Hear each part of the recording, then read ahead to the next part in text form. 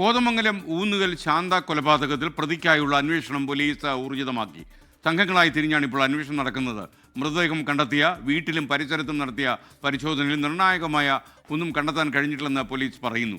ലാൽകൃഷ്ണൻ തൊടുപുഴയിൽ നിന്ന് വിവരങ്ങളുമായി ചേരുകയാണ്. പറയൂ ലാൽകൃഷ്ണൻ, ഗുഡ് മോർണിംഗ്.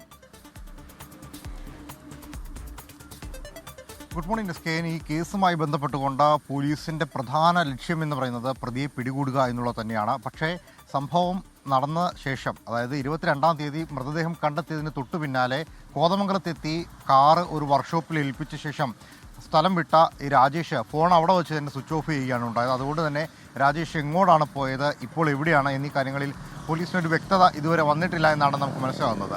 പക്ഷേ രാജേഷ് പോയ സ്ഥലങ്ങളെല്ലാം ട്രേസ് ചെയ്തിട്ടുണ്ട്, അല്ലെങ്കിൽ പോയ വാഹനങ്ങളെ കണ്ടെത്താൻ സാധിച്ചിട്ടുണ്ട് എന്ന് പോലീസ് പറയുന്നുണ്ട്. അപ്പോഴും രാജേഷ് എവിടെ എന്നൊരു ചോദ്യമുണ്ട്. എന്നിരുന്നാൽ പോലും കേസിൻ്റെ അന്വേഷണം മുന്നോട്ട് കൊണ്ടുപോവുക എന്ന ഉദ്ദേശത്തോടു കൂടി തന്നെ പല സംഘങ്ങളായി തിരിഞ്ഞാണ് ഇപ്പോൾ അന്വേഷണം പുരോഗമിച്ചുകൊണ്ടിരിക്കുന്നത്. രാജേഷിൻ്റെ ഒരു സംഘം തിരയുമ്പോൾ സൈബർ സംവിധാനങ്ങൾ ഉപയോഗിച്ചുകൊണ്ട് മറ്റു രീതിയിൽ അന്വേഷണം നടക്കുന്നുണ്ട്.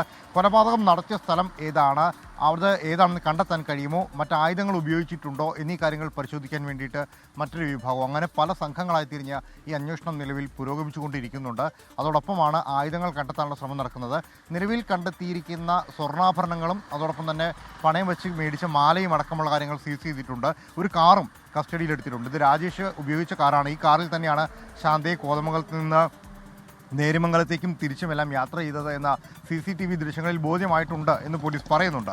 ഈ കാറിൽ ഇന്ന് ഫോറൻസിക് പരിശോധന നടത്തും എന്നുള്ളതാണ്. പക്ഷേ കസ്റ്റഡിയിലെടുത്ത കാർ എവിടെയാണ് എന്ന കാര്യം ഇതുവരെ പോലീസ് വ്യക്തമാക്കിയിട്ടില്ല. പോലീസ് കസ്റ്റഡിയിൽ തന്നെ കാറുണ്ട് എന്ന കാര്യം മാത്രമേ പോലീസ് ഇതുവരെ വെളിവാക്കിയിട്ടുള്ളൂ. ഇതിൽ നിന്ന് നിർണായകമായ തെളിവുകൾ കിട്ടും, അത് അന്വേഷണത്തെ കൂടുതൽ സഹായിക്കുമെന്നുള്ളതാണ് അന്വേഷണ സംഘത്തിൻ്റെ കണക്കൂട്ടൽ. അതോടൊപ്പം പറയുന്നത് വരും ദിവസങ്ങളിൽ ഏതാനും ദിവസത്തിനുള്ളിൽ രാജേഷും പോലീസിൻ്റെ പിടിയിലാകും എന്നൊരു കാര്യം കൂടിയാണ്. രാജേഷുമായി അടുത്ത ബന്ധമുള്ള ആളുകളുടെ ഫോൺ കോളുകളടക്കം പോലീസ് പരിശോധിച്ചു വരികയാണ്. ലാൽകൃഷ്ണനാണ് തൊടുപുഴയിൽ നിന്ന് ചേർന്നത്.